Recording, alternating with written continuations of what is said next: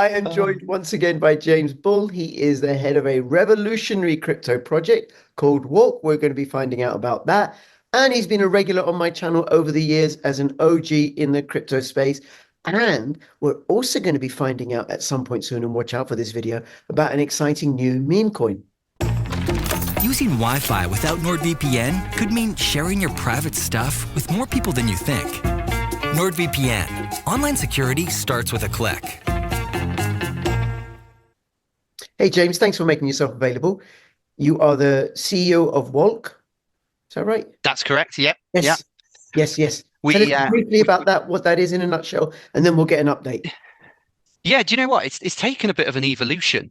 So when we first started Walk, the idea was obviously I'd been around the space for a long time. I'd seen, loads of projects launch and fail. And the idea was that we put something together, which would be like a launch platform, but to help people to be able to, launch a project and really sort of look at a project in the sense of, it's like someone comes with an idea, that's great, but will it make money? Will it add value? And to really, put a lens on, I've been in the FMCG commercial world for over 20 years. So I've worked with big brands, worked with things like Oreo now and Cadbury's chocolate and all that sort of stuff. I've seen the big picture and how they operate. I also see the startup side, and it's trying to marry those two things together. And as we've sort of gone on this journey a little bit, what's really shown itself is actually there's a lot of commercial options and projects that are out there that want to do stuff that don't. So our momentum has shifted a little bit away from maybe the really, really fun stuff to a little bit more serious and like commercial. Give you a great example. One of our co-founders as such, we may as well call her co-founder because she's been with us so long. She's been with us from the start, and she's a shareholder as well.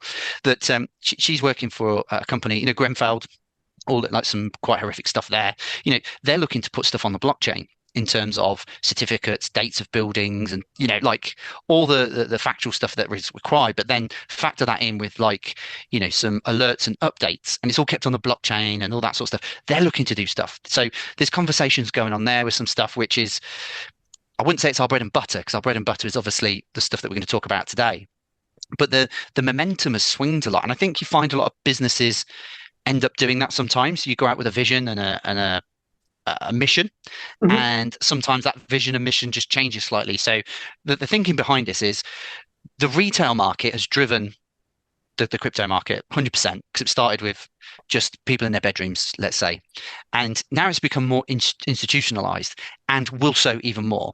And for the adoption of blockchain technology, you need the Coca-Colas, you need the BTs, you need the Vodafones, the Apples to integrate these systems. That's like I say, the commercial side. And then retail side is things like your meme coins and maybe some other utility tokens in that sense. But then the rest of the stuff will sit on the opposite side. Necessarily doesn't always need a token, but will definitely need blockchain technology to help create efficiencies and all these types of things that we know the blockchain can do. So yeah, that's a little bit of update in terms of our sort of vision and how things have evolved and changed. I didn't think they would, but it just naturally evolved this way, which is quite exciting, because it's sort of shown to us that actually we can partner with different companies and build stuff together, which is quite funky. So yeah, it's really good. Yeah. It also gives the project a certain robustness as well, and credibility and survivability if you're partnering with other established organizations. Massively.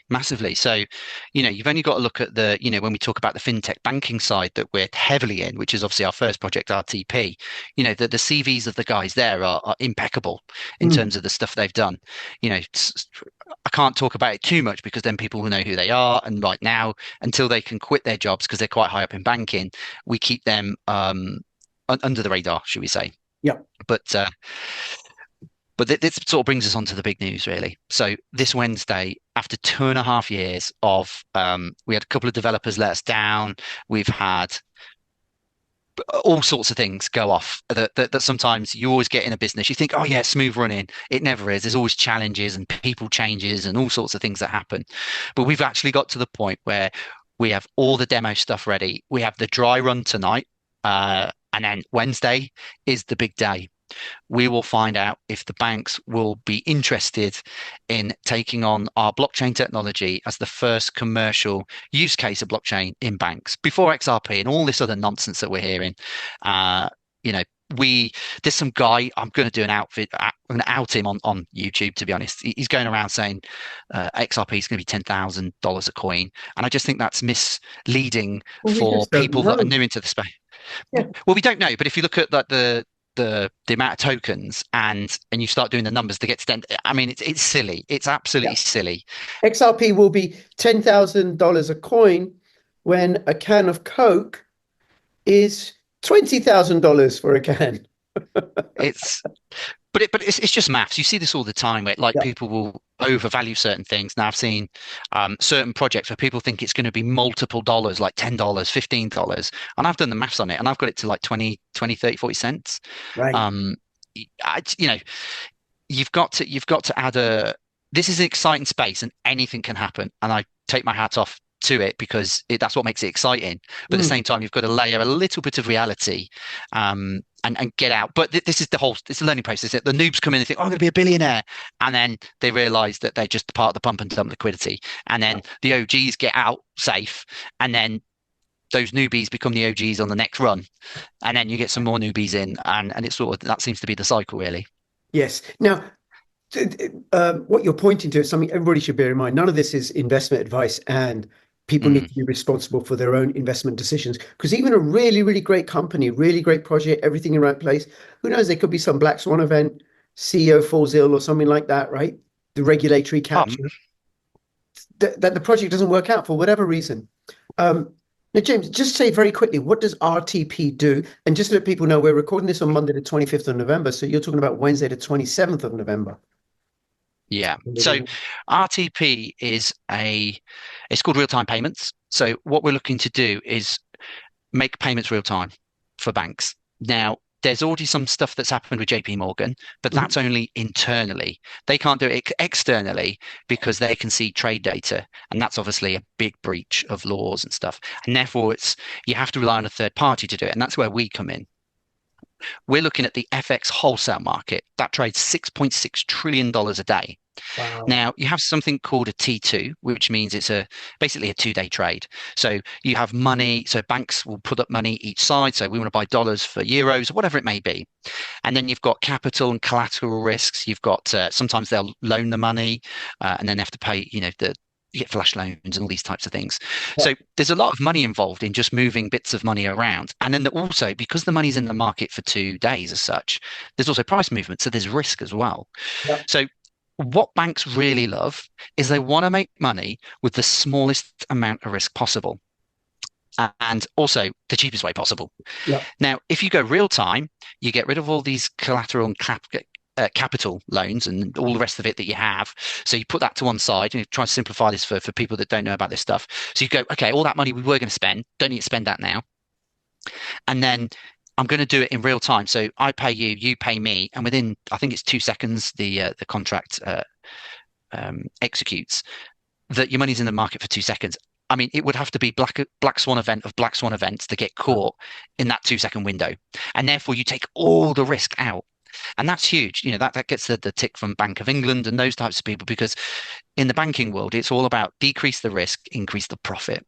And then not only that, especially for the bigger banks, it now allows them to create new products because all that capital and collateral saving, they can use that money for other things. And especially with your JP Morgans and some of the bigger banks, they're very creative in this space. And therefore they will be able to create a lot of products for their clients as such. So that's where we're at. We've built in secret for a long time because we just haven't, first of all, we haven't had the budget, like someone like an XRP that they spend millions on saying we're going into the banks. I've heard that since 2017. Yes. And I've not seen them in one bank yet. Yes. Just saying. And, I see lists and I see all these things. I see them working with ISTA, that's something that we've started to do. They're doing all the right things and stuff, but I just, we speak to the heads of banks and they basically say, they can't, the XRP token they can't use because it creates too much risk. But the ledger, Ripple, maybe that's an option that they could use that. So there's lots of things going on. You've got to look at the dynamics, and it's like most things. It's a lot of people in crypto are saying a lot of things, but they can't back it up. And I'll be honest, if I went back 2.5 years ago, I was just learning. I'm not a financial expert, still not a financial expert, um, but my team are, and I've learned from them over the last 2.5 years how banks think, what they do, what they want, how they operate. Very slowly is the first thing I've worked out, because obviously the markets I work in, this morning I'm on emails and I'm reacting to stuff, and it's done by lunchtime type thing.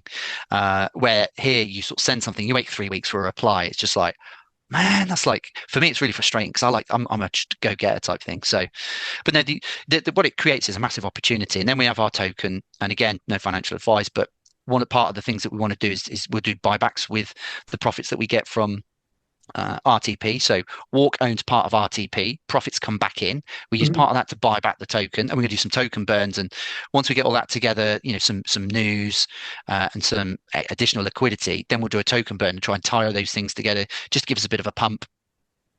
And yeah, they just tie it all together. And then we use Walk as more of our commercial arm, where we will do, like, say, we talked about the fire product or fire distributed ledger or whatever you want to call it right now. If that makes profit, Walk owns part of it. Do exactly the same. We use some of that money to buy back the token, but we also use like 50% to reinvest back into other projects and keep pushing and pushing and pushing. So the pot will just get bigger and bigger and bigger as we bring more commercial clients on board. And that's what we're going to look to do, really. And it seems to be working quite well. I've got a lot of contacts in different industries, and obviously if you take the RTP payment, all it is we're settling payments. And if you think about big business, I mean, your Coca-Colas, any type of business, they all settle payments at some point. Right. Some, an invoice, whatever it may be.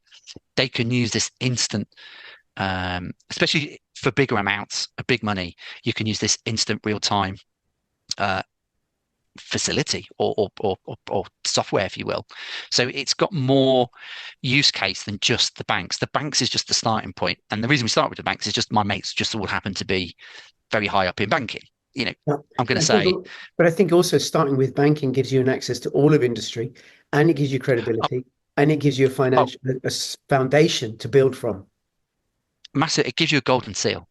Yeah. Like, a lot of people will sort of, and this might be just me, I find that, when you talk to people about it, they go, well, you're just a YouTuber. Well, I do YouTube in my part time because I find it fun, and I like talking to people, and we talk all the time. I was talking to a guy called Gianfranco Lopan the other day. Great conversation, learning his journey. He does like auditing, so I learn about auditing of smart contracts. By talking to different people and interviewing different people, I get educated. And obviously, you got me onto what's his name, John McAfee as well. Yes. Got to interview him. You get to meet some crazy cats in this space. So, but behind the scenes, there is a monster of a company that's being built, and it's going to be exciting to reveal it. But it all waits on Wednesday, really. Great. And then we've got some more meetings with the bank set up as well. So, okay, fabulous. And if people want to get involved, just head to www.walk.io. Okay. We've got a Telegram group where we do some updates there. But yeah, main website's there, and we try and do as many sort of updates in Telegram as we can when we have it. But as you can see, banks are quite slow, so they're not as often, and the group's not as spammy as like some stuff where it's just like noise all day long. It's like if we've got something to say, we do it once every now and again. And it's sober British, understated group. Exactly. Yeah. Okay. I'll have the links in walc.io if people want to find out more. And I know there are more projects in the pipeline once this one launches and goes. And then those that hold the token, which runs on the near blockchain, they will get a share of the proceeds from the successes of all these different projects. And from the burn, the value of the Walk token will rise over time. Okay. Yes. James, thank you so much. We're gonna do another video shortly, which will be on the channel. So please do subscribe, comment, like, all that business. And this is going to be about meme coins. And the thing about meme coins, no one's really interested in meme coins. No one's ever made any sort of investment that's worked out really, really well from a meme coin, said no one ever. So that could be very, very exciting. So I look forward to speaking to you about that. Comment, share, like, all that business. Thank you very much. All the best. Bye bye.